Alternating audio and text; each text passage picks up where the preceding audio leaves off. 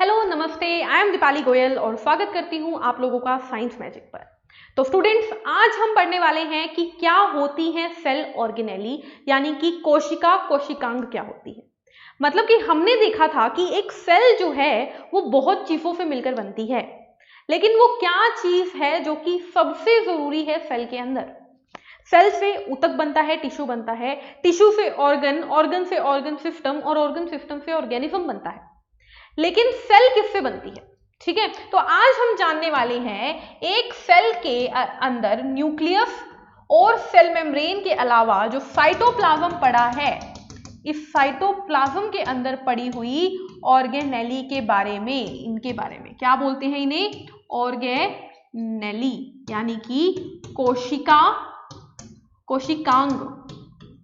देख रहे हो कैसे बना है? देखो ऑर्गेनेली तोड़ो, ऑर्गन एक तरीके से ऑर्गन है ये सेल की। देखो हमारी बॉडी का अंग क्या है? हाथ मेरा अंग है, पैर मेरा अंग है, बॉडी का स्टमक एक अंग है, ठीक है, मतलब जो अमाशय है वो एक अंग है, लीवर यकृत एक अंग है बॉडी का।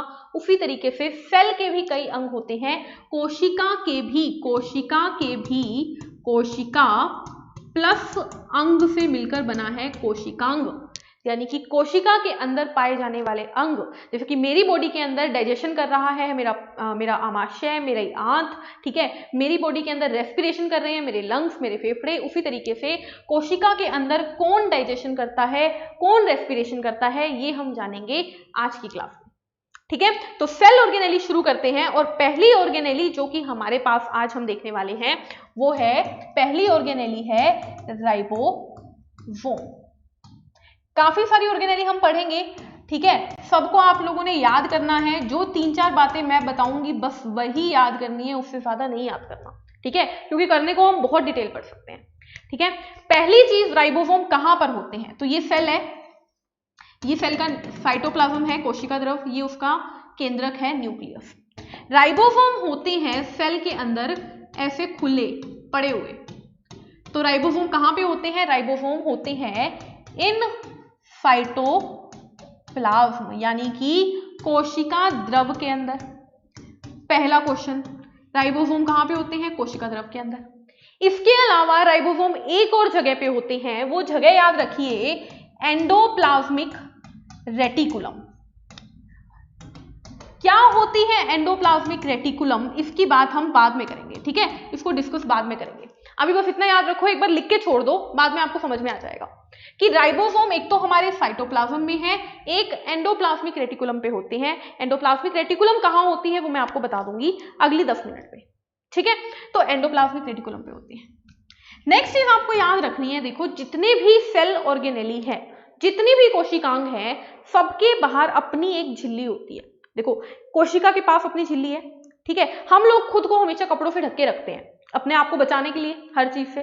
उसी तरीके से हर एक ऑर्गेनेली, हर एक कोशिकांग भी खुद के ऊपर एक कवर करके रखती है जिसे बोलते हैं झिल्ली।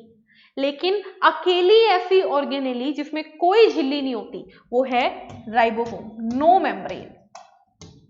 राइबोसोम के पास झिल्ली नहीं होती, ठीक है। इसके अलावा जितनी भी हम करेंगे ना उन सब में होती है, और यही वजह है मैंने आपको राइबोसोम सबसे पहले करवाया है, ठीक है।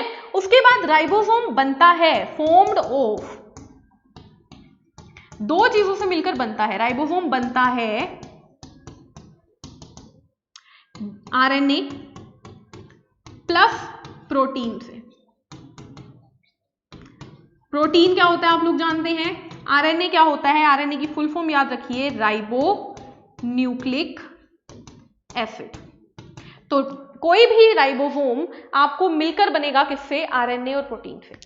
देखो मैंने राइबोसोम बनाया, ये एक राइबोसोम है, ठीक है, लेकिन इसको जब मैं बड़ा करके आपको दिखाऊं ना तो ये कुछ इस तरीके का होता है, कुछ इस तरीके का होता है। देखो दिखने में आपको एकदम डॉट जैसा लगेगा, लेकिन जब उसको आप माइक्रोस्कोप में बड़ा करके देखोगे तो आप उसको ऐसा देखोगे, दो गोले आपस में मिले हुए हैं, ठीक है, दो सर्कल्स आपस में मिले हुए हैं, ऐसा होता है राइबोसोम, ठीक है। राइबोसोम होता है, सबसे पहले याद रखिए, दो टाइप्स का, 2 टाइप्स की। एक होता है जिसका नाम है 70S और एक का नाम है 80S।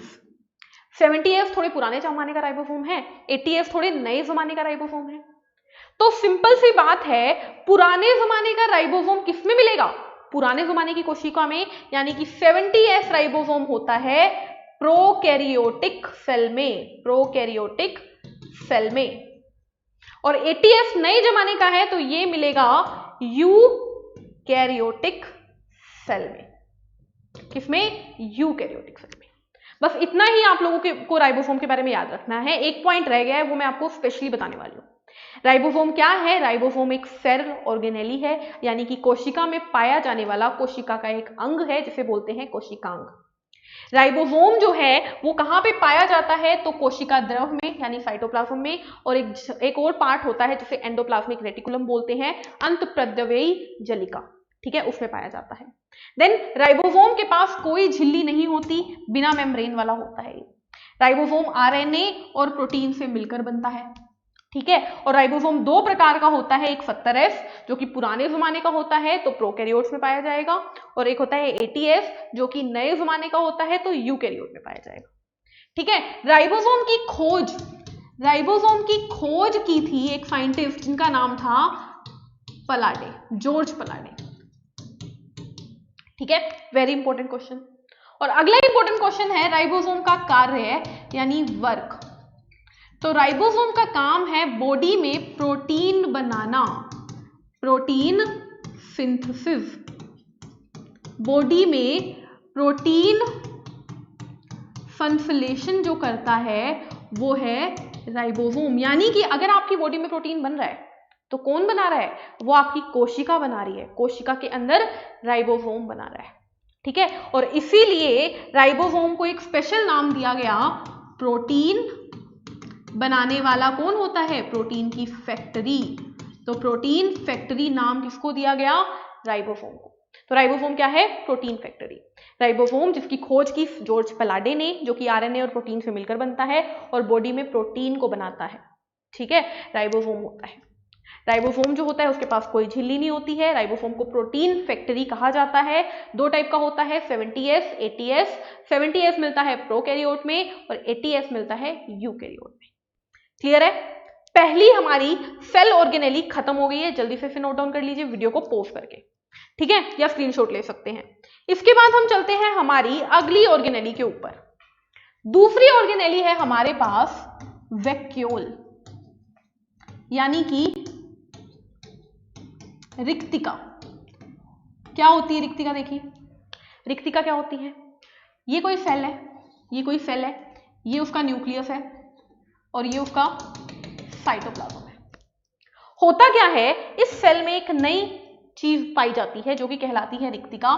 बहुत बड़ी सारी क्या होती है, एक मतलब एक थैली है, एक थैली है जो कि बहुत बड़ी है, जिसकी वजह से न्यूक्लियस और जो साइटोप्लाज्म है वो सेल में साइड में शिफ्ट हो जाते हैं।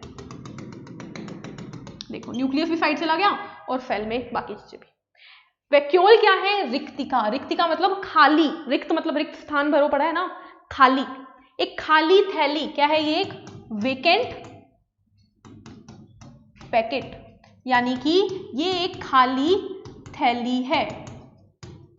मैंने बताया जितनी भी ऑर्गेनेली होती है, जितनी भी कोशिकांग होती है, उसके बाहर झिल्ली पाई जाती है। तो वैक्यूल के बाहर जो झिल्ली होती है, झिल्ली मेम्ब्रेन, उसका नाम है टोनोप्लास्ट।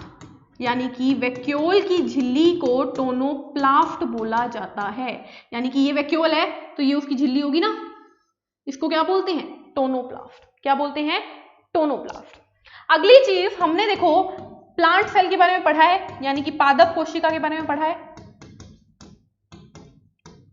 प्लांट सेल, और हमने जंतु कोशिका के बारे में पढ़ा है, एनिमल सेल। इन दोनों में भी अलग अलग होती है। कैसे भाई? देखिए प्लांट सेल के अंदर, पादप कोशिकाओं के अंदर वैक्यूल रिक्तिका बहुत बड़ी होती है, बहुत बड़ी। ये एक प्लांट सेल है, बहुत बड़ी, इतनी बड़ी कि प्लांट सेल का 95% तक का हिस्सा कवर करती है ये रिक्तिका। और एनिमल सेल में या तो ये छोटी होती है या नहीं होती। रिक्तिका जो है वो एनिमल सेल में या तो छोटी होती है या होती नहीं है, ठीक है। और रिक्तिका का कार्य क्या है? आखिरी क्वेश्चन, रिक्तिका का कार्य क्या है, वर्क क्या है? तो इसका कार्य है स्टोर फूड, खाने को संग्रहित करना, खाने को संग्रहित करना। यानी कि जब पौधे को खाने की जरूरत नहीं है, चाहे वो चीनी है, चाहे वो ग्लूकोज है, चाहे वो प्रोटीन है, चाहे वो विटामिन है, कोई भी चीज पौधे को जरूरत नहीं है, तो वो सेल स्वैप में स्टोर कर देगा और जब जरूरत होगी तो निकाल के खा लेगा। ठीक है, तो वैक्यूल समझ में आया। वैक्यूल हमारी दूसरी सेल ऑर्गेनेली, जिसके बाहर एक झिल्ली पाई जाती है जिसे बोला जाता है टोनोप्लास्ट। एक खाली थैली है जिसके अंदर खाने को भर देता है पौधा। ठीक है, प्लांट्स के अंदर ये बहुत बड़ी होती है, इतनी बड़ी कि 95% तक का हिस्सा कवर कर ले, और एनिमल में या तो ये छोटी होती है या नहीं होती। और इंपॉर्टेंट क्या है, सबसे इंपॉर्टेंट है ये वाली बात कि एनिमल में या तो ये छोटी होती है या नहीं होती। और क्या इंपॉर्टेंट है, टोनोप्लास्ट। क्लियर है, ये है हमारा दूसरा कोशिकांग जो कि है वैक्यूल। इसके बाद हम पढ़ेंगे तीसरा कोशिकांग जो कि है एंडोप्लाज्मिक रेटिकुलम। क्या है तीसरा कोशिकांग, एंडोप्लाज्मिक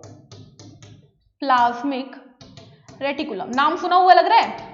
अभी हमने देखा कि राइबोसोम कहां पे मिलता है, एंडोप्लाज्मिक रेटिकुलम पे, अंत